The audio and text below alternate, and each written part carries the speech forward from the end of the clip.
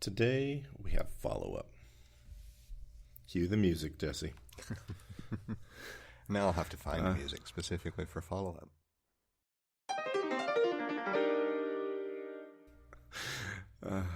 If it wasn't copyrighted, I have just the tiniest guitar riff that I'd love to use for things like that. The follow-up I had was in the last episode, I made some comment about voter turnout, and I came across, I guess the reason I want to do follow-up is because I came across the term VAP and VEP, which are voting age population and voting eligible population.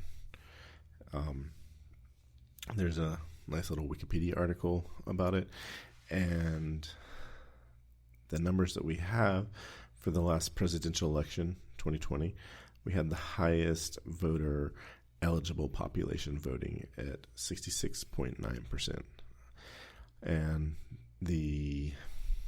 almost the highest voting age population, and that was at 62.0%. The only year higher was the 1960 election at 62.8%, and that was when Senator Kennedy defeated Richard Nixon in the election. So voting eligible population seems like a logical explanation as far as out of the percentage of eligible voters, how many voted.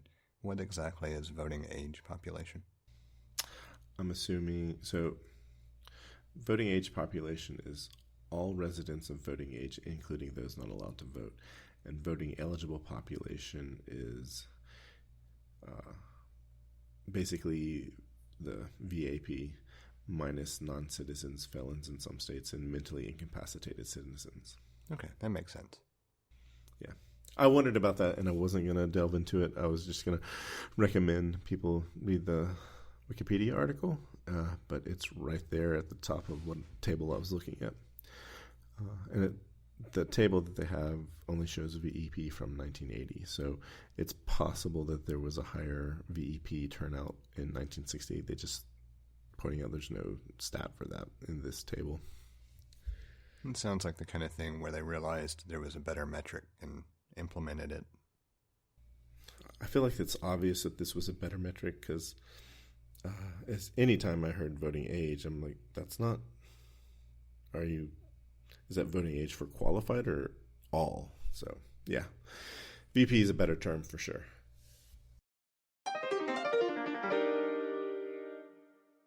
Well, I don't have follow-up, but I do have a very short, quick little side thing that I wanted to mention just because we've grown so accustomed to our government not functioning appropriately that when it does function appropriately, it kind of catches me off guard. And so I like to mention it. Yeah. The Senate, with the backing of 12 Republicans to overcome the 60-vote hurdle for it to move forward, the Senate passed the Respect for Marriage Act. So that clears one, I think it's probably the most major hurdle for it to move to be signed into law. I never can remember the exact flow from things that originate in the Senate versus things that originate in the House, but we'll save that for another time. There's a whole School Rock episode about it. I need to just find that on YouTube and link it sometime. We'll turn it into a boring commentary. Yeah. The Respect for Marriage Act basically repeals the Clinton-era Defense of Marriage Act and safeguards same-sex and interracial marriage by requiring the recognition of valid marriages regardless of sex, race, ethnicity, or national origin. There was apparently a number of back and forth related to religious exemptions based on, like the nonprofit religious organizations condoning behavior that they don't condone otherwise kind of thing. There is an amendment that basically says if you are a nonprofit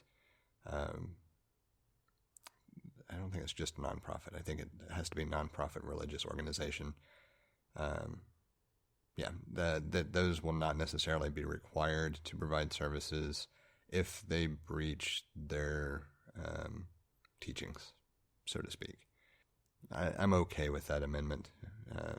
Not necessarily great, but it makes sense based on other freedoms. I don't think it sends a good message. I'll start there. If your religion discriminates against people for things like that, then there's maybe a problem that needs to be looked closer into.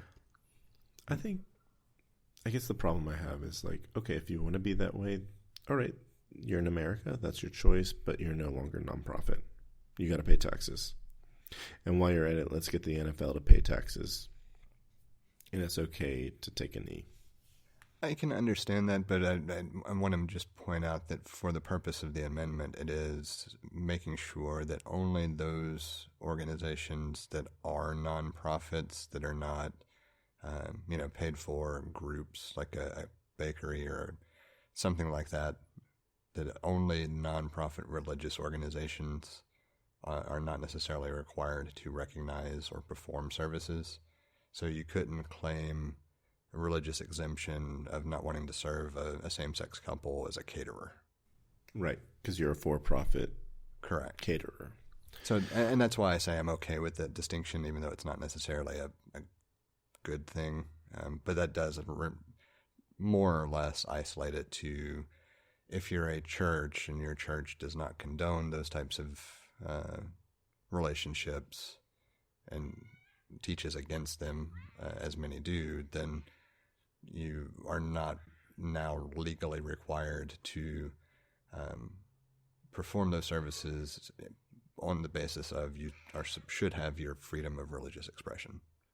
I'm not sure I agree with the logic, but I understand how we got there. And it's more like I'd be willing as a person, as I think about it, I'm able to make that mental concession because there's a lot more to gain from that than is being lost. And I'd also like to make it very clear that I'd like to see the IRS go after the NFL for taxes ahead of probably every tax exempt organization that has what I would call discriminatory beliefs. Yeah, I would agree with that completely. Yeah, when I saw the note, I was like, which way is this going? But a functioning government, I guess this is going to be a good one. Yeah, the other note would be the one that would be really, I just don't know anymore. So I got to get my notebook ready. Yeah. Well, I'm going to, see, the problem is I don't have a list of names to pull from off the top of my head. Like the show writers for other shows do. So well, as we record, we're recording on a different day than normal, but as we record this week, the former president has announced a decision to rerun for president again in 2024. And there's a particular article that was fun for me to read, the way it was written. I'll include it in the links, and I'll pull some bits and pieces out of it as we go.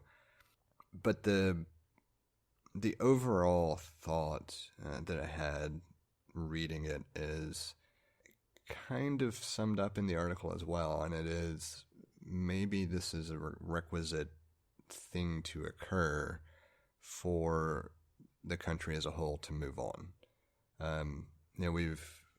I don't think we've specifically talked about it on the show at this point, but there have been a lot of articles and discussions and things about what it would take to move beyond, I'll just go ahead and say Trump's era of dominance as far as politics go, and how moving beyond the lies, the misinformation, the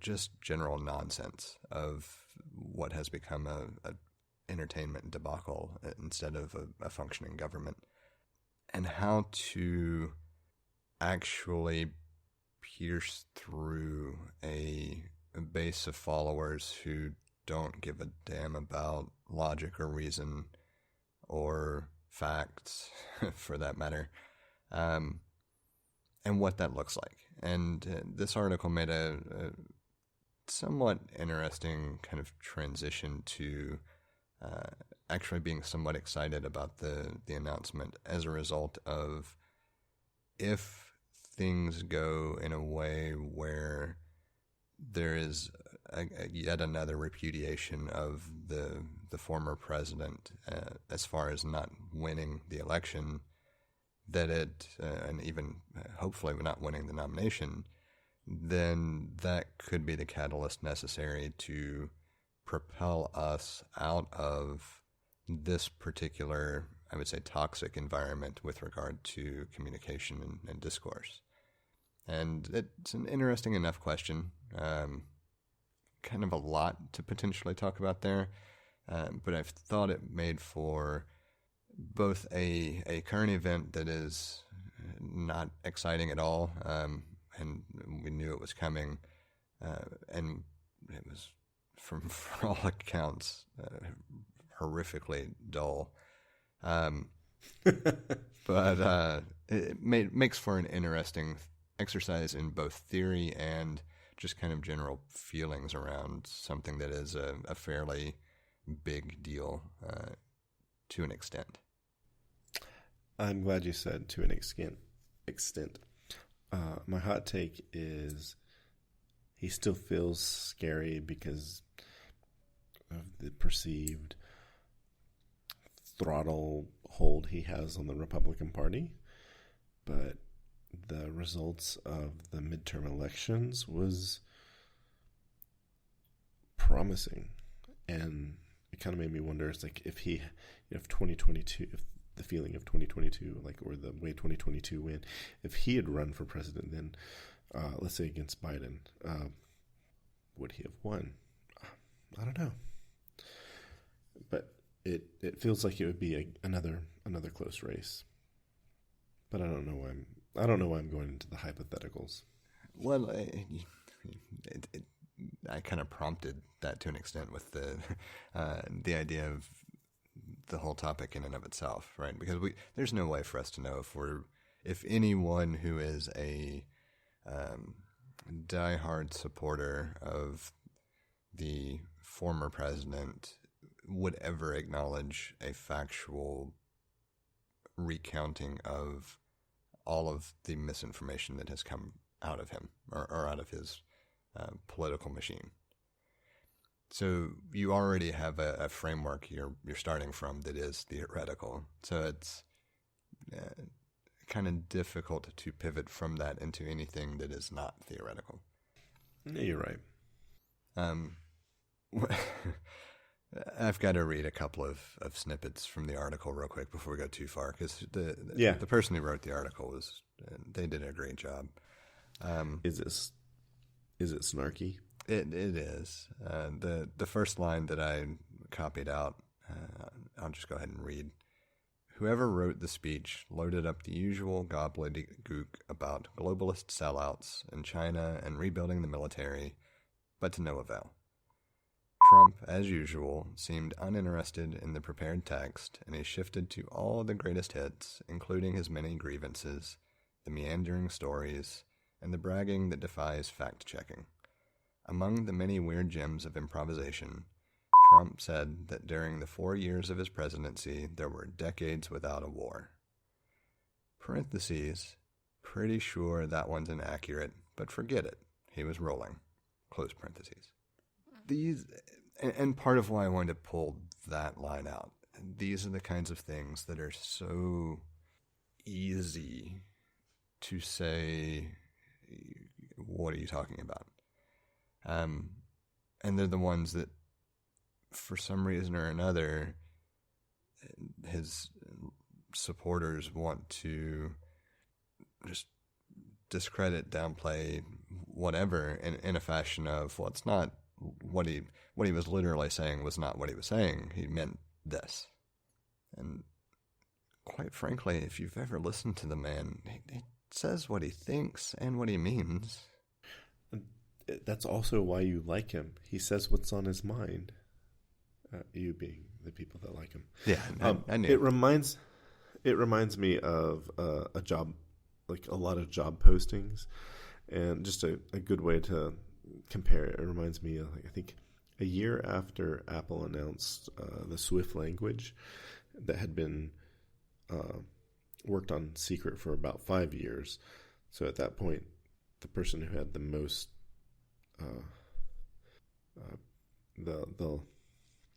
the longest use of the language at that point was 6 years, and then companies were looking for people with 10 years of experience in the language, even though it was less than 6 years old. That's what it feels like. Yeah, I mean it's the same kind of thing that you see where they're looking for someone starting out at the beginning of their career as a junior developer with 10 years of experience and things like that too. It's just my 4-year term had decades without war.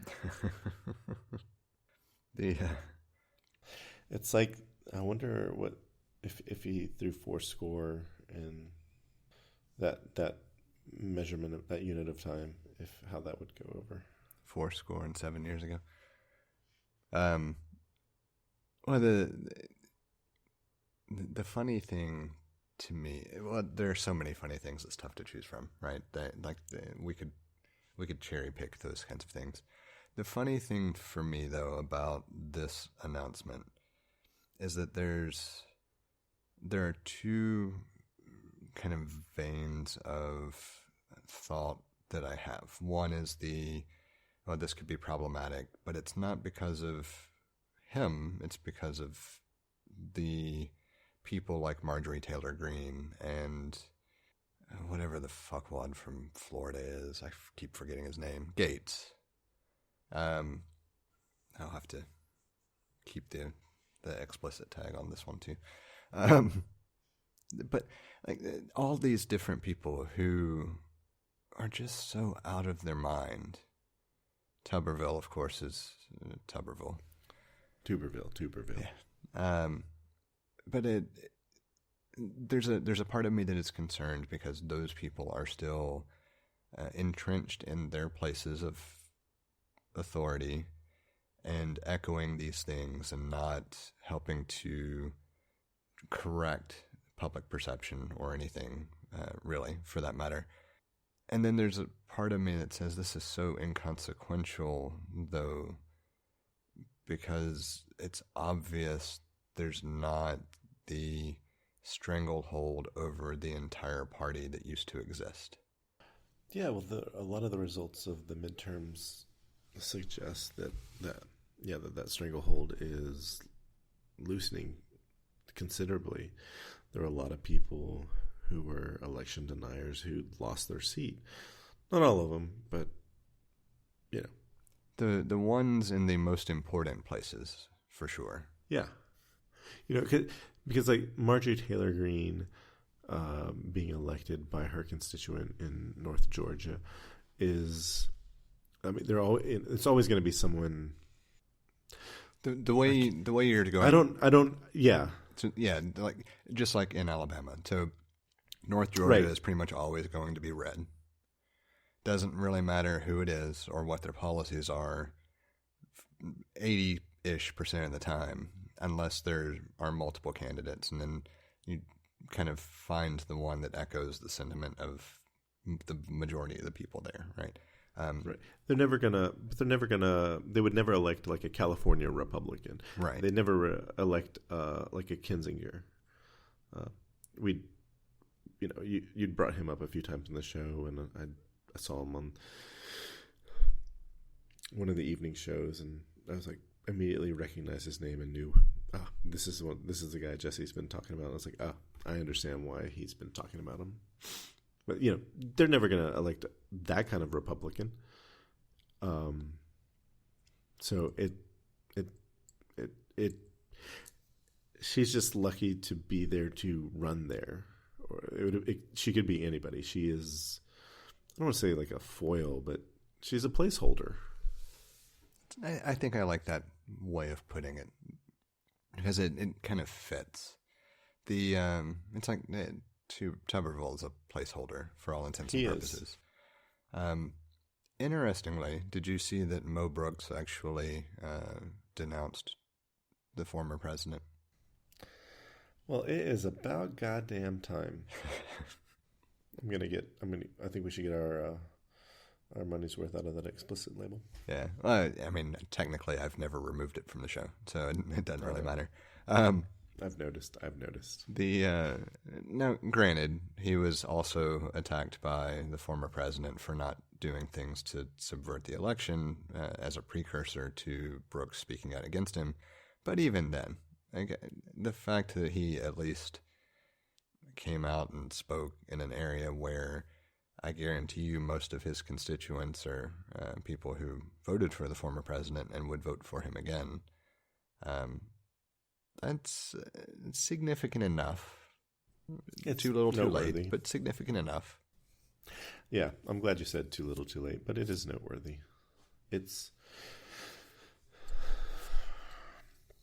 I think that if somebody's, even, the people that like the sports, they're always the fan of the sports team that is at the top of the table, and they're never the fan of that team if they're maybe in the middle of the table, perhaps.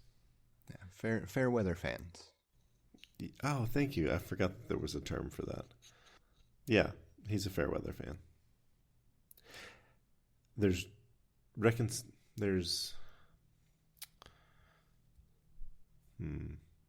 words are not coming to me tonight. Might have something to do with the time that we're recording as well. Perhaps. I don't necessarily want to make it, just about some of the things that have been kind of interest surrounding the announcement and who's been involved and who hasn't. But it is interesting that I came across an article. I may include it with the show notes if I find it again. It wasn't that important to link, but it was a chronicling of prominent and noteworthy people who endorsed the former president, those who in fact did not endorse, actively denounced the former president, and then those who had not commented as of yet. And it's kind of funny and interesting to me that exists, because that's pretty telling. When you're starting to keep track of prominent people on both sides of that announcement, and just to make sure I emphasize, those who spoke against the former president announcing his candidacy are not necessarily just random people, right? These are people who are absolutely going to endorse a Republican nominee. It's just very clear that they are not going to endorse Trump. And that's the kind of thing that is kind of damning to campaigns early on. Yeah. If his campaign makes it, if he gets to 2024, like let's say summer of 2024, I hope these people are remembering what they're doing. At that point 2 years ago, I hope so. What they're doing today. I think it will be somewhat remarkable if we make it to 2024 without an indictment and criminal charges and all, but we'll see. I don't know how this is. I can't tell if I'm just like, where's my entertainment? Get on with it. Or if it's just, is it normal for these things to take that long? Oh, perhaps it is. Because it reminds me, and this can be, I'd be happy to talk more about this a little bit later, but it reminded me of the investigation against Sepp Blatter and other members of FIFA. There's a great documentary on Netflix called FIFA Uncovered, and that investigation took over 4 years. Yeah, I would say most people have a very incorrect idea of what it means to perform such a high-level, large-scale investigation. Most people think about someone being investigated, they think it's probably a month would be the long end of it, right? Like it shouldn't necessarily take that long to gather information. But investigators aren't working on just one case, and it being that case for 8 hours a day, 5 days a week, 7 days a week, whatever. And on top of that, when you're talking about something that's high profile and could very well be extremely sensitive, that extends the process that much further.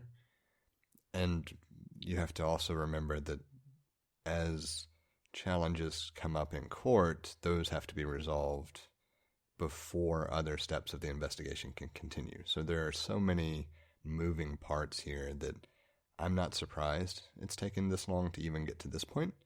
I do think once charges are actually brought forward, things will proceed faster. Right. I was going to say, I immediately thought, oh, well, we've had, decades of Perry Mason and Matlock, and, we've got to get it in less than an hour. So, yeah. But I think you're right. Large investigations like this, they take time. They take time because they want to get it right, and they want they want the indictments to stick. And you have to be very sure for that to happen. There has to be compelling evidence, and there's a process and procedure for collecting and keeping it. And let's also not forget OJ that went free. Yeah. Let's also not forget that the acquisition of illegally held classified documents was less than 90 days ago. Kind of can't process evidence until you possess the evidence to process. I'm pretty sure he's been cleared of any wrongdoing there because he declared that those were his personal documents, and he was president, and that's how the law works in his mind. Yeah, I'm glad that we have on record the set forth in law the procedures and all for declassifying documents, and the fact that it's not just willed by the president. And that even if they are declassified, that doesn't mean they then can be taken, because there are also laws in place about where documents have to go to reside for historical purposes. Lest you forget, it's fucking magic. I heard, lest you forget, it's fucking, and then pause. Lest we forget, it's fucking magic. Okay. So for whatever reason, it just cut off the last word. Yeah, I was going to say the internet ruined my joke, but it probably wasn't funny anyway. I don't think anybody's surprised by this news. I thought it was pretty obvious that this was going to be a thing. I feel like he tried to hype it up for himself and his perceived probably higher than actual number of people that are interested in it. He's certainly he's still I don't want to say dominating news cycles, but he's still very prevalent in the news, and hopefully over the next 2 years he'll fade away from, or his hold on the Republican Party will weaken. I think it will. I think it's weakened over the last 2 years for sure. Well, I think it's... So I'm going to go back to read another excerpt from the article, because I think it helps illustrate that we're definitely on that trajectory already. So, quote, "I'm sure that many Americans, if they bothered to watch the speech, rolled their eyes. Even the loyalists at Fox kept cutting away while reassuring the viewers that it was a great speech. Parentheses, among the network's many over-the-top comments, Joe Concha said it sounded like a State of the Union address, which I suppose made sense if you couldn't hear the actual words, close parentheses. And I saw across different late-night shows, I saw examples where There was a part of the speech being aired and then cutting away to the newsroom or some host and talking about other things and always being, and we'll get back to the speech in a moment, but something that sounded like it was an attempt to kind of pick up the pace. The reports coming out of the Mar-a-Lago were pretty clear that the crowd was never really energized or energetic at all. And before this announcement was over, the speech was over, many in the crowd were attempting to leave and were not allowed to do so. There's just a lot of it that it kind of illustrates, I think, the overall mentality by pretty much anyone who is rational, even if they really bought into or got wrapped up in the emotional aspects of the actual tenure and campaign. At this point, it just feels like enough people are done with it. Like it's the same crap that we've been hearing, and we haven't seen anything happen. Why do I want to keep hearing the same crap over and over and over? Yeah, it only gets you so far. It's, there have been a number of things that I've likened it to in my head, but the one that's coming to me right now is that he kind of seems like post-senior, senior graduation or high school graduation jock. I'm not saying this right. Well, I think I know what you're talking about, like the postgraduate jock that is trying to relive their glory moments. Yeah, but in the case of this, the glory moments aren't that, like, they were never that glorious. So what's interesting to me, during the run up to the 2020 election, so many digs were at the mental capacity of President Biden and his faculties, and him being senile or because of his age, questioning his abilities. Everything I've seen makes this look more like the going senile grandpa that can't distinguish reality from the thing that he's trying to convey. Yeah.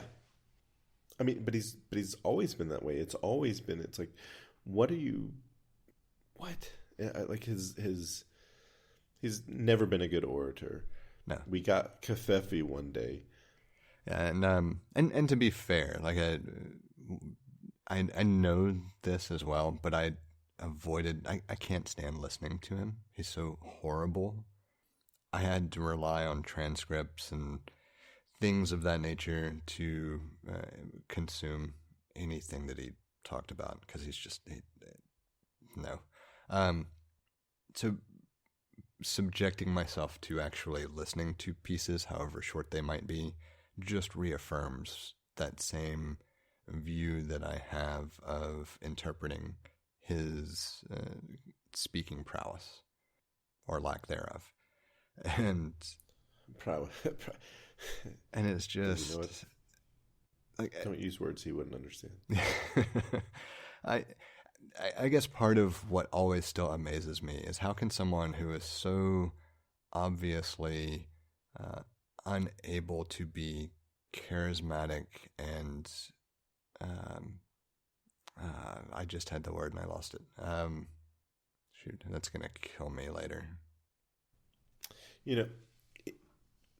Even like watching, like even 2 years ago, I watched a lot of Jordan Klepper Finger the Nation, or the Pulse of the Nation, whatever it is. And yeah, Good I know Liars. From the Daily Show. The Daily Show, yeah. And what I see is even then, when it was, his popularity was, I think, more significant than today. People were getting bored at his rallies, and people, maybe at that point it's been 4 or 5 years of this sort of thing, and he kept he kept holding rallies, even though he wasn't running for president again. Like, he just kept having rallies because I guess that's what entertained him, made him feel good, and I think people were feeling the fatigue. I think people were feeling the fatigue in 2020 for sure. And this kind of goes back to if there is already that transition, why is there still such a strong, or maybe I should rephrase that in the wake of the midterms, why does there seem to still be such a strong base of support for him? Definitely they're vocal. They're one of the most vocal groups. So my theory is that they capture my attention because of their lack of rational, I don't necessarily want to say rational decision making. Rational discourse probably is more what I mean.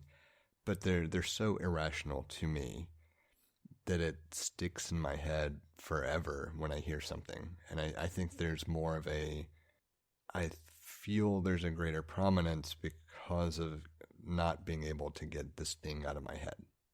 Yes, I think they're obvious. They're just simply more obvious, and it's hard to gauge.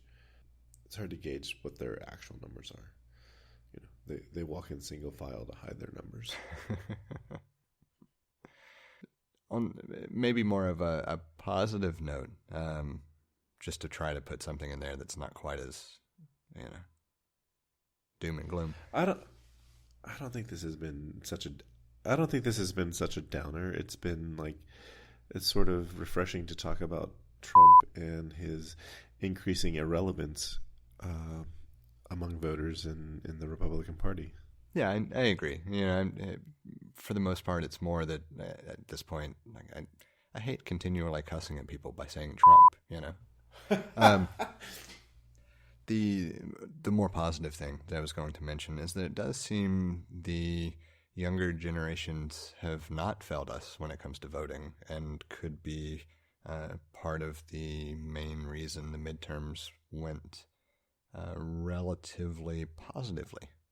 I think it's too early to have definitive numbers, but there have been some general reports that while younger voter turnout was not as high as maybe we would like to see, that extra percentage point or two certainly could have made the difference, because younger voters tend to vote at a much greater percentage toward the Democratic Party as opposed to the older voters who tend to vote more Republican.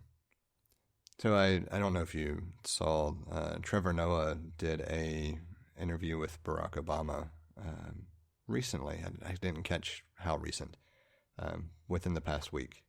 On The Daily Show? Yes. Oh, sweet. I gotta find that. And so I watched it this evening, and part of the discussion there was talking about the younger voter turnout and how it seemed to have affected things. It was a good show, so I certainly would recommend it. I'll include a link to that particular episode in the show notes. The other thing that was interesting is Michelle Obama appeared on The Late Show with Colbert recently as well. I did see that. Okay. They were, of course, discussing her new book predominantly, but it was still a good episode.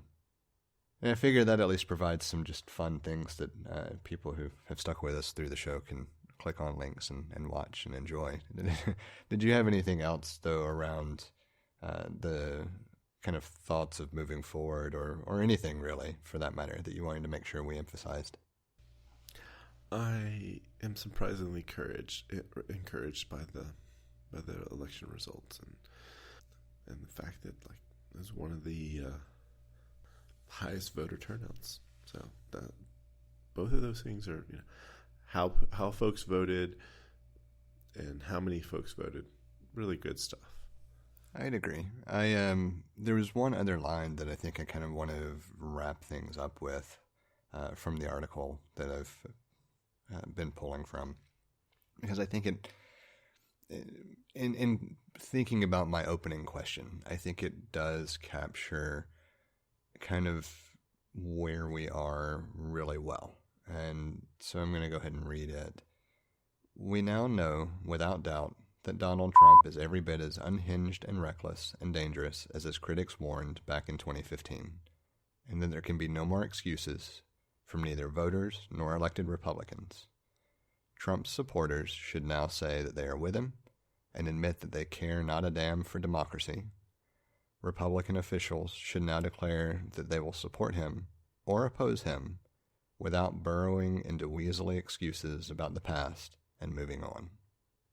We have a number of different ways set up for you to get in touch with us to provide feedback, ask questions, or just comment in about something we've discussed. You can hit us up on Twitter or Instagram at untitled_hosts, or shoot an email over to untitled.hosts@gmail.com. Or get in touch directly with Jesse at jthart.com, or get in touch with me, John, via telepathy.